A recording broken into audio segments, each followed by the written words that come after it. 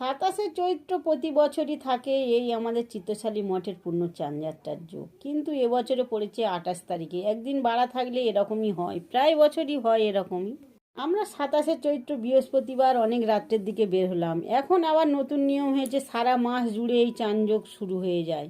কিন্তু এই দিনটায়ও বিশেষ লোক হয়। রাত 12টার পর থেকে, মূল সন্ন্যাসী পড়ার পর থেকেই প্রচুর ভিড় শুরু হয়। আমরা গিয়েছিলাম 10:30 নাগাদ। এই যে দেখো এখন সবে লোকজন আসছে যাচ্ছে, ওই জন্য কম দেখাচ্ছে।